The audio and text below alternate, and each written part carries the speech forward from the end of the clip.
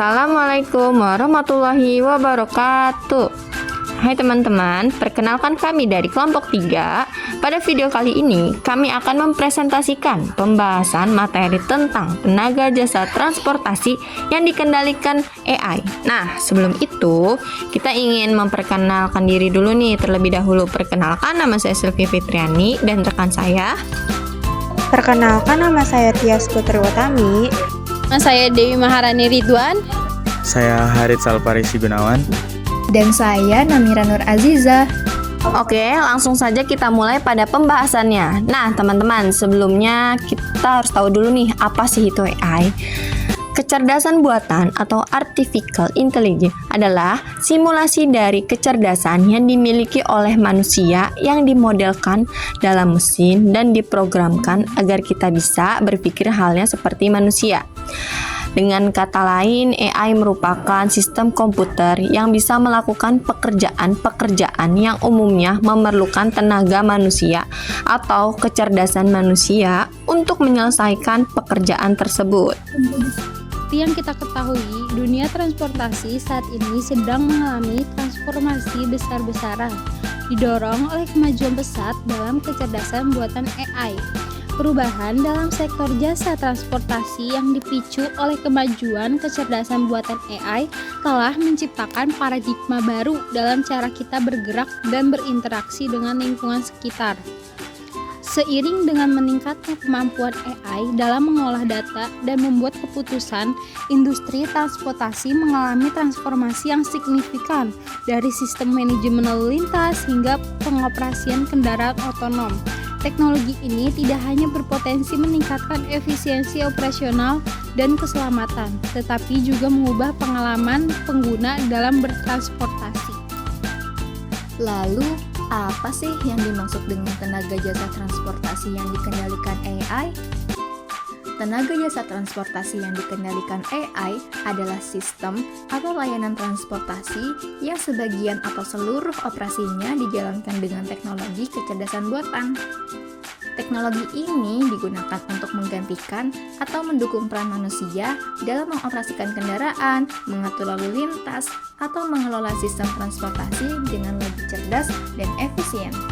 Oke, setelah kita memahami pengertian pada penjelasan sebelumnya, kita akan masuk ke dalam beberapa contoh tenaga jasa transportasi yang dikendalikan oleh AI.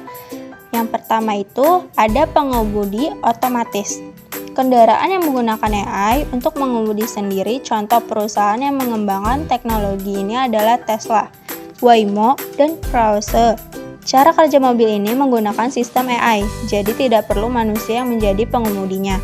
Sistem yang didukung oleh AI menggunakan sensor untuk membantu mendeteksi pengemudi dan pejalan kaki, memantau titik buta, dan memperingatkan pengemudi sehingga mereka dapat mengambil tindakan pencegahan agar tetap terlindungi dari kecelakaan lalu lintas. Yang kedua, ada drone pengiriman. Drone yang menggunakan AI untuk mengirimkan barang, misalnya Amazon Prime Air dan Wing, anak perusahaan Alphabet yang menggunakan drone untuk mengantarkan barang di daerah tertentu. Yang ketiga, ada pengiriman barang otomatis. Robot pengantar barang di perkotaan atau kampus seperti Starship teknologis yang menggunakan robot kecil untuk mengantar paket dalam jarak dekat. Yang terakhir itu ada transportasi umum. Transportasi umum cerdas. Beberapa sistem transportasi umum ini seperti kereta atau bus menggunakan AI untuk memprediksi jadwal keberangkatan, mengontrol jumlah penumpang, dan memastikan efisien waktu, seperti MRT di Singapura. Nah, setelah kita mengetahui beberapa contoh tenaga jasa transportasi yang dikendalikan AI, selanjutnya kita akan bahas manfaat yang dihasilkan.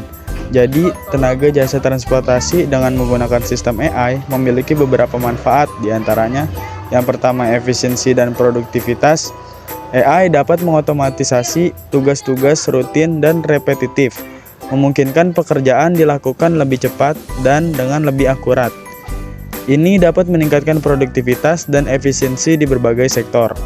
Yang kedua, peningkatan keselamatan dan keamanan. Dalam bidang seperti pengawasan keamanan, AI dapat mendeteksi ancaman dan potensi bahaya lebih cepat dan akurat daripada manusia. Yang ketiga, pengurangan emisi. AI dapat merencanakan rute yang lebih efisien dan meminimalkan konsumsi bahan bakar. Penggunaan kendaraan listrik otonom juga dapat mengurangi emisi karbon, membantu lingkungan lebih bersih. Dan yang terakhir, peningkatan aksesibilitas. Kendaraan otonom dapat memberikan akses transportasi bagi mereka yang memiliki keterbatasan, seperti lansia atau penyandang disabilitas, karena mereka tidak perlu mengandalkan pengemudi manusia. Tapi tenaga jasa transportasi yang dikendalikan AI juga memiliki dampak negatif loh. Di antaranya, yang pertama, kehilangan pekerjaan. Otomatisasi yang didukung AI dapat menggantikan pekerjaan manusia, menyebabkan kehilangan pekerjaan dan meningkatkan tingkat pengangguran. Ini dapat berdampak negatif pada ekonomi dan masyarakat. Yang kedua, ketergantungan pada teknologi. Terlalu bergantung pada AI dapat menyebabkan masalah besar jika sistem mengalami gangguan. Misalnya, gangguan jaringan atau masalah teknis bisa menyebabkan seluruh sistem transportasi terganggu. Yang ketiga, privasi dan keamanan data. Penggunaan AI seringkali memerlukan akses ke data pribadi yang besar. Ini menimbulkan kekhawatiran tentang privasi dan keamanan data serta potensi penyalahgunaan informasi. Dan yang keempat, kendala regulasi dan etika. Penggunaan AI di transportasi menimbulkan pertanyaan terkait tanggung jawab hukum jika terjadi kecelakaan atau kesalahan sistem. Belum semua negara memiliki regulasi yang jelas untuk penggunaan AI di jalan raya yang membuat penerapannya menjadi rumit. Teman-teman, dari video yang sudah kami paparkan bisa ditarik kesimpulan bahwa penggunaan AI tenaga jasa memiliki potensi besar untuk meningkatkan efisiensi, inovasi, dan kualitas layanan. Namun, pentingnya untuk mengelola dampak negatif seperti kehilangan pekerjaan, privasi, serta memastikan bahwa AI digunakan secara etis dan adil. Dengan pendekatan yang hati-hati dan perencanaan yang baik, manfaat AI dapat dioptimalkan sambil meminimalkan resiko dan tantangan yang mungkin timbul. Oke, sekian video presentasi yang kami buat. Terima kasih atas perhatiannya. Wassalamualaikum warahmatullahi wabarakatuh.